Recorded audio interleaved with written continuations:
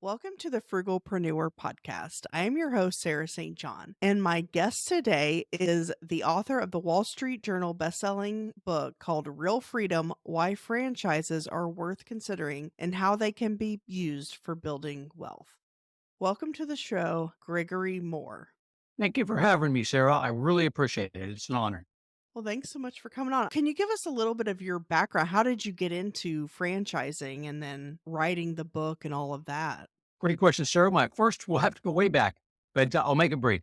My first foray into franchising was back in the late 70s. Those of us who were in high school back in the late 70s, the first job was, generally speaking, a fast food place. My fast food place just happened to be Taco Bell. As luck would have it, unbeknownst to me at the time, I was actually working for a master franchisor for Taco Bell. She had about 50 Taco Bell restaurants throughout, and I lived in Woodland, California, Sacramento, California area. So I worked with her for a while, worked my way up, became a manager, helped her with some of her restaurants, build some of her restaurants up. Then I just went on to manage other restaurants, then got a degree in electrical engineering and physics, became a microelectronics circuit engineer. So it's been about 15 years in restaurants and about 15 years in the microelectronic circuit thing. And then I got my master's degree in business. I read Robert Kiyosaki's books, Rich Dad, Poor Dad, absolutely ruined my corporate career for me on that one. Me and another engineering friend of mine, we bought a couple private businesses, dry cleaners. We had storage units. We had rental properties together while we were working. But I decided that corporate thing wasn't for me anymore. So did the people that I was working for. They decided the same thing, laid me off. Best thing that ever happened to me. I decided I got to get into my own business. Doing that private business was really a struggle, not knowing how to do it all by myself and having to figure out everything ourselves on the dry cleaners. Didn't know anything about dry cleaners. And so I thought that back when I was doing that Taco Bell thing with the franchising, that franchising was just a fantastic thing, really simple to operate. I said, I don't have the latest, greatest idea, so I got to get back into franchising. So then I went out there and just went click happy and searched around for franchises all over the place. I had a whole bunch of people calling me, very confusing, until I met a franchise consultant who made the process very smooth for me. So what kind of franchises did you start out with? I did just one franchise that I started out with. It was a telecommunications consulting franchise. I investigated a few different ones with the franchise consultant. They really helped a lot streamline the process. But what I did was I helped business owners get the best bang for their buck in the telecommunications industry. So we're talking about people with many phones, like you go into a car dealership, you got the phones ringing all over the place. So there's ways that you can get a better deal for what you're getting. And then I was their go-to person for any telecommunications needs that they had. Great business, great franchise. Schooley Mitchell Telecommunications Consulting franchise. Dennis Schooley really set the bar for the franchising for me. Great training, great follow-up, great mentors. It was beautiful. And then I just took off from there. And then I decided that after doing that for about a year and a half, I really liked what that franchise consultant was doing. So I went back to my franchise consultant and I said, teach me what you do. I like that because I get to work from the comfort of my own home. Then I didn't have to drive around all over the place. But I didn't mind doing it was my own business, but I kind of preferred to stay home. I can contact more people that way. A little bit of a challenge working from home to begin with, but I sold off that telecommunications consulting franchise, went into franchise consulting itself, and that was about 12 years ago. Haven't looked back since. Oh, wow. Yeah, that's interesting. So basically, you help people start franchises. Correct, Sarah. Exactly right. People are confused. How do I get started in franchising? And they have no idea where to start. And that's where I come in. So I had no idea where to start when I first went out there and looking. I was looking all over the place. How do you figure out which is the best franchise for you? So that's where a great franchise consultant comes in, is streamlining that process, make it less confusing. I've helped people find out how to get started in franchising, how to investigate those franchises, how to look for the best ones. I work with about 500 different ones. I can come up with many different ideas for them. In addition to that, so that's what I mainly do is aspiring entrepreneurs or people who have been entrepreneurs before, where they want something on the side or they want a full-time business. I help them find that right franchise. But in addition to that, if you have a business that you want to turn into a franchise, I've done that a few times as well. If someone's thinking about starting a franchise versus maybe their own business, how do they determine which route to take? What would be best for them? Excellent question, sir. Excellent on that one. So franchising, first of all, is not right for everybody. And I'm not going to try and convince you it's the greatest thing since sliced bread, because for some people, it's just not. So do a comparison. Look at what you're going to be doing by yourself if you start your own business.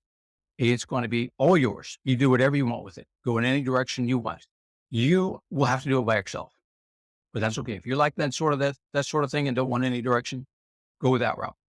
If you want something that has a playbook already in hand, a step-by-step directions of what to do and how to do it, you like having a team of people over there to help you out and help you grow that business, not only the franchisor, but all the other franchisees as well. If you like that kind of help and support, go that route. Now, the main difference is to begin with between the two is with a franchise, you've got a one-time franchise fee, generally speaking, around $50,000, give or take. It doesn't matter which franchise it is. All of them are pretty close to the same on that, which is the total investment that's going to change depending on the franchise. And then you've got your royalties that keep that franchisor in business. And that's their motivation to make you do better. The better you do, the better they do. Generally speaking, between 5 and 10% on the royalties, ongoing royalties. So the difference is that if you get into that franchise system, you will be paying that franchise fee. You will be paying those royalties. You won't be paying them if you do it yourself, but you're all by yourself. So it's really a trade-off. What do I get for my money? And is it worth it to you? Yeah, I know, like, I was considering franchising for a while.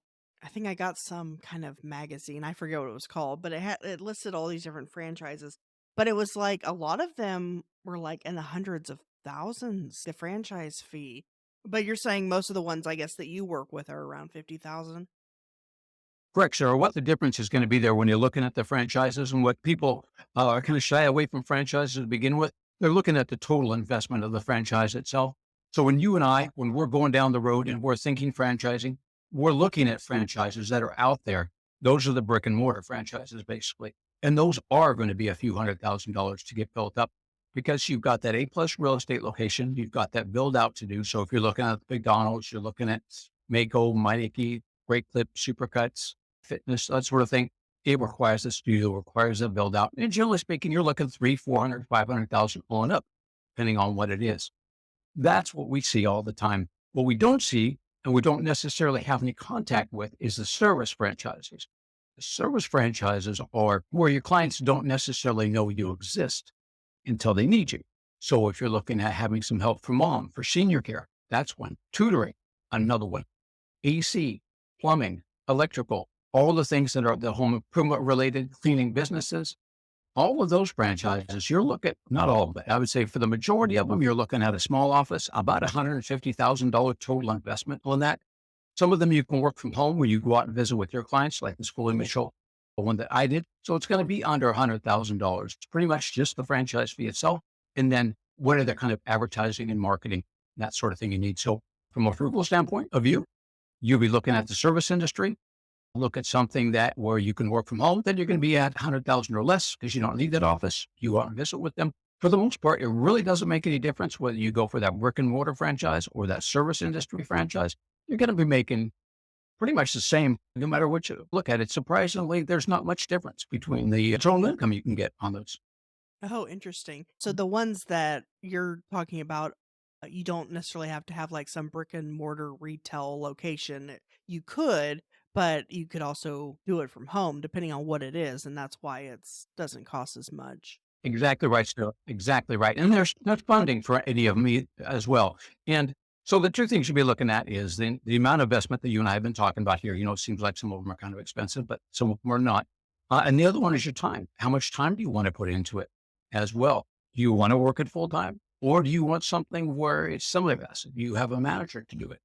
Then you just have the manager run models. Plenty of franchises in different industries where they have a manager run model where you're looking at 10 to 15 hours a week. Keep your day job like I did when I first started running that dry cleaners and the storage units is we had managers running it for us. And there's plenty of franchises that have that model and that will help you find the manager to run it. So depending on your management skill and style, 10 to 15 hours a week. One that I was surprised at that I looked at was Chick-fil-A. Apparently was only like 10,000. Is that accurate what I saw? That is accurate. What you saw, they really stretching the imagination of franchise to its limit on that one. So that one's way out there in the end of franchising. So I've met them, great people. The people that have run the Chick-fil-A's just are absolutely wonderful. That is a job. You are buying a job for $10,000. You Mhm. don't have anything to sell at the end of the day. All the franchises I work, which is why they're more than that, is that you own everything. you're leasing that business model from the franchisor. But that if it's a brick and mortar, the franchise is going to help you find the location on that. Chick-fil-A, they tell you what location they're going to go in, and you're going to work Monday through Saturday. Wonderful people, fantastic job. Don't get me wrong, I met them. Everybody loves them, loves the food, loves the organization. But you don't have anything to sell at the end of the day. Well, with a franchise, once you've built that up, then you are free to sell that. You work with the franchisor to do that. But now you've got not only that income coming in, but if you want to sell it, you get usually 3 times net plus whatever equipment, anything else you need there. So it's a good buildup of equity into a business. And then another thing, and maybe this is what you're talking about, where like you start your own business and then turn it into a franchise. Is that what you're talking about? Or you go You into could work for a shot. Look, oh, good question, sir. Sorry, I wasn't clear on that one. So when I first put people into franchising to begin with, they're renting or leasing that business model to show them how to do it. So that's the $50,000 franchise fee. So there's many franchises that are just starting out, some that have hundreds, thousands of franchisees. They just maybe haven't grown into your area yet. So you take over that. They show you how to do it. You never wonder what to do next. They give you all the training that you need, but you're opening up that unit franchise in your territory there in your area. So you're doing that, and they'll show you how to open an application. They'll show you where to find that office space if you need it, or if you don't, you do it from home. They have all the training, all the teaching for you to get into that business and get it going. If you already have a business of your own, a privately owned business of your own, that's where you might, if you want to grow more exponentially rather than linearly, then you might look into franchising. So if you're to grow your own business yourself, if you build out another location, you're going to be using your money to do it. You're going to oversee those operations yourself in that. So you can grow only as fast as you have the money coming into doing that. But you get to keep all the money, obviously, from the proceeds of each new location. Whereas with the franchise model, it's more exponential growth because now somebody else can use their money, put a location somewhere else, get that growing, and you get 5 to 10% royalties. So you don't get as much, but then you don't put out as much money either. so if someone has their own business and they're thinking about turning it into a franchise, what would be some of, I mean, because not every business, I guess, would be franchisable. So would it be more like businesses that are location based kind of? What we'll be looking at there is the service, whatever it is, or the product is, can it be sold? And do people want it in many different cities and states? That's really the big thing is, can you reproduce it elsewhere? So if you have a snowboarding franchise, it's probably in the New Mexico desert or something like that, probably not going to do too well. So what we're looking for there is those franchises that can be done in many, many different states. We also look for things like how much they're making on that to make it more what people will look for. So people are looking to make a good money. They're looking to really make a 6-figure income or better off of whatever business they get into. Now, not all franchises will get you that, but if your business does make 6 figures or more, and if it's a service or product that people need and can use in many different cities, many different states, then that's what we look for. Because then there's more people that we can bring to you, more people that will be interested in that.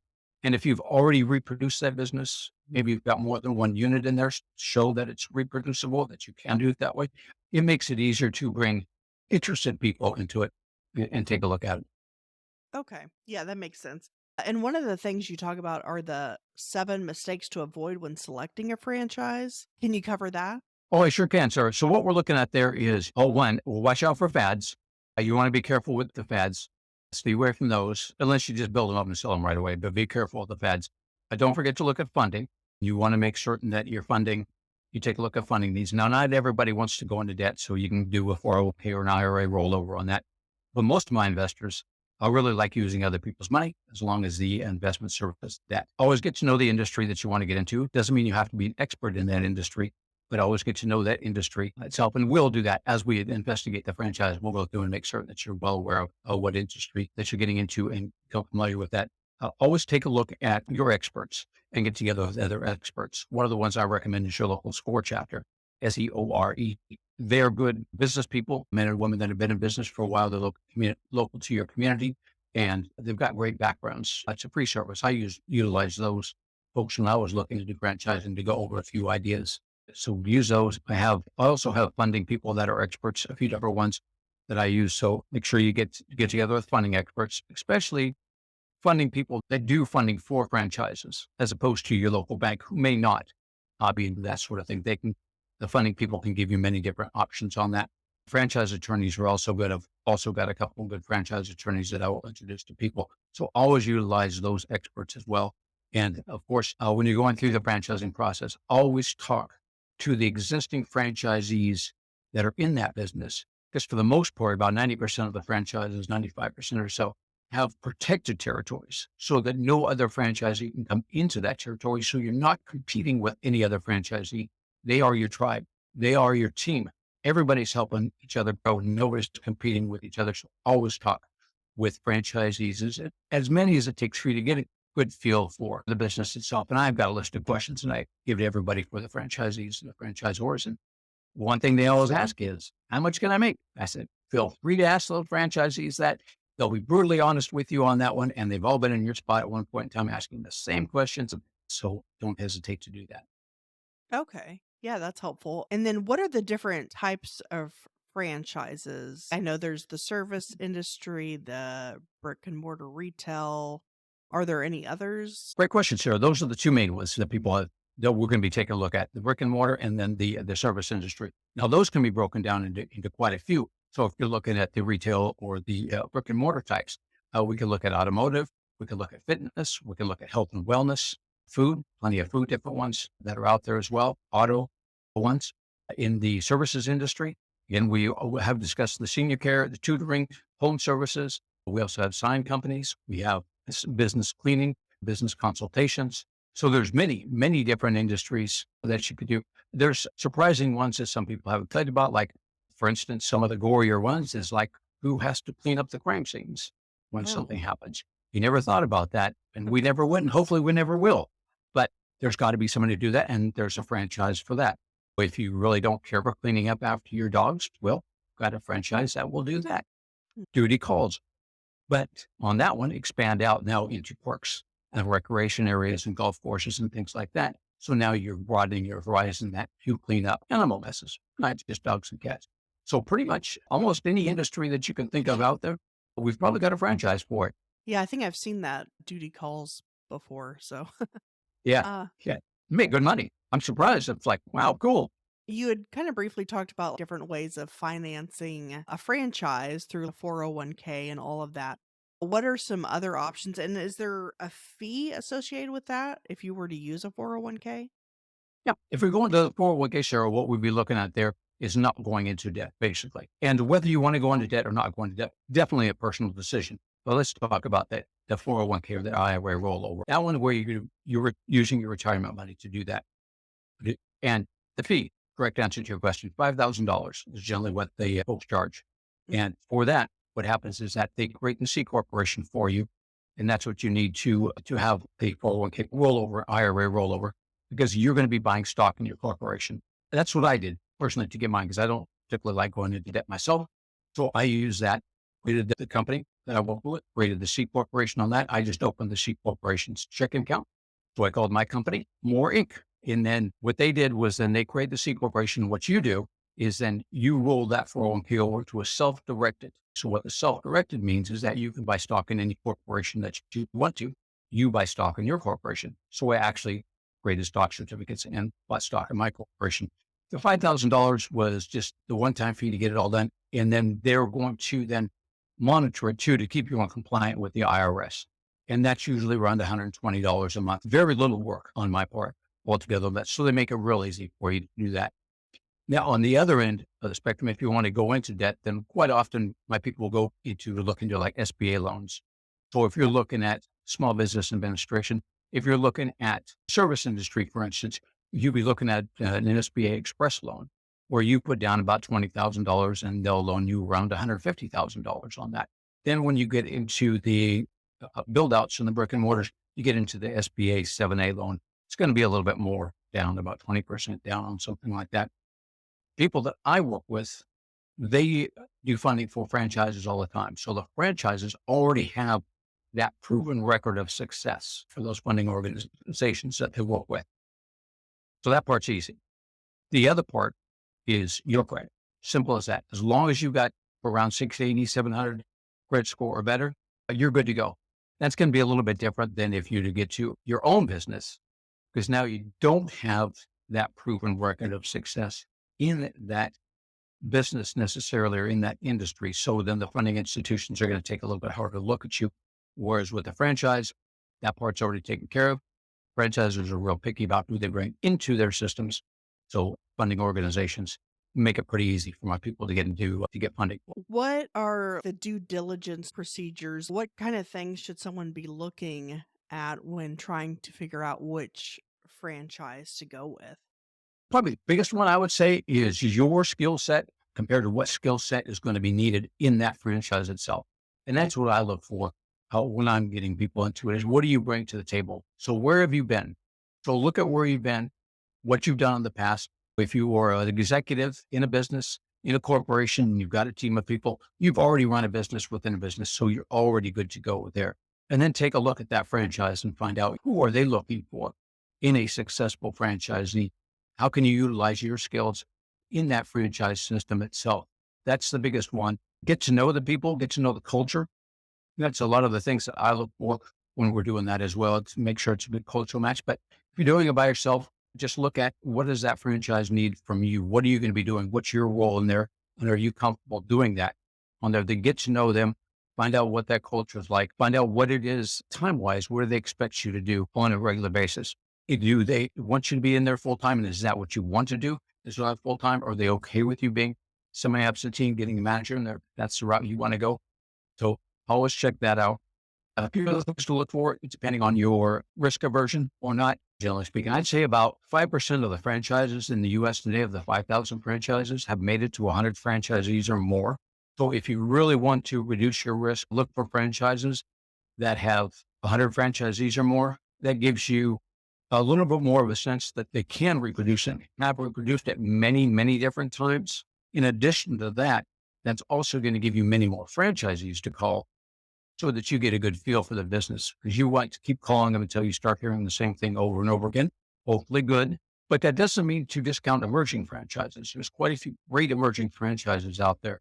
An emerging franchise where they don't have that many franchisees yet, you're going to be working more directly with that person that created that franchise, because they're going to want to make absolutely certain that you do well. Because when other people go through the diligence process, they're going to be calling you to find out how well you're doing, how well the franchisor helped you. It's just a little bit more risky because they haven't done it quite as much. But I've had people tell me they want to look at franchises that have been around for a long time, but they really want some good personalized service. And they went for the emerging franchise that only had 5 franchisees. Fabulous. You just really have to believe in the people that you're working with. And that's one of the things you want to do is you want to get to know the people that you're going to be working with, your team that's going to help you grow, and really get a sense of camaraderie there. And these are the people that you believe in that will help you grow your business. Okay. I've definitely learned a lot about franchising today. So, if someone wanted to work with you to look at their options and all that stuff, what is the best way for them to reach out to you and what does that process look like? Very simple, Sarah. Thank you for asking. The very first step is just go to my website, franchisemaven.com. That's franchise, MAV as in Victor, EN.com. Email me at greg@franchisemaven.com, or just pick up the phone and give me a call at 361-772-6401. The process looks like you schedule a time to talk with me. You ask me anything you want about me. You ask me anything you want about franchising, and we'll just see where you want to go from there. Oh, awesome. Well, I appreciate your time today and coming on. And think, I think maybe I've talked about this topic like once, but it was a long time ago. So, yeah, this was definitely, I think when people are thinking about starting a business, they maybe don't even usually think of the franchise option. So, I think this is a good conversation to have on this podcast. So, I appreciate it. And again, that's franchisemaven.com. Well, thank you so much for your time today. I really appreciate it. Sure, it's an honor being on your show. Thank you very much for having me. I appreciate it.